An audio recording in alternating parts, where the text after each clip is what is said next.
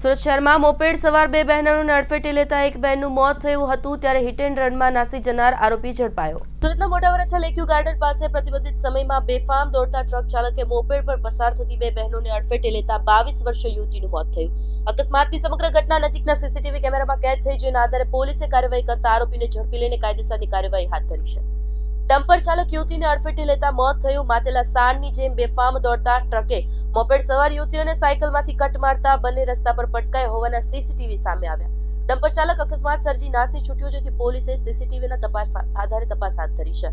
પોલીસના ટેકનિકલ સર્વેલન્સમાં ડ્રાઈવરની નવસારી તરફ નાસી ગયો હોવાનું સામે આવ્યું છે, જેથી પોલીસે આરોપીની ધરપકડ કરવા માટે ટીમ મોકલી। પોલીસે ડમ્પરના ડ્રાઈવર હસમુખ ઓડની ધરપકડ કરી હતી। હાલ પોલીસે સમગ્ર કાર્યવાહી હાથ ધરી છે।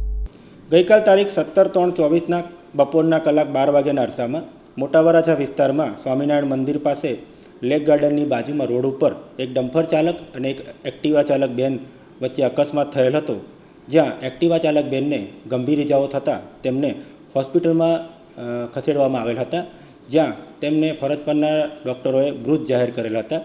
જે આધારે આ એક્ટિવા ચાલક બેનના ભાઈ મયંકભાઈ જગદીશભાઈ કોટડિયા નાઓની અકસ્માતની ડમ્પર ચાલક વિરુદ્ધ ફરિયાદ લઈ અને કાયદેસરની કાર્યવાહી કરવામાં આવેલ બાદ ડમ્પર ચાલક પોતે ગભરાઈ ગયેલ હોય સ્થળ પરથી ભાગી ગયેલ, જેને ટેકનિકલ સોર્સિસના આધારે નવસારી ખાતેથી પકડી પાડવામાં આવેલ છે અને તેઓને અત્રે લાવી મેડિકલ ચેકઅપ કરાવી તેઓનો બ્લડ રિપોર્ટ કરાવી કલાક 22:00 વાગે ગુનાના કામે અટક કરવામાં આવેલ છે।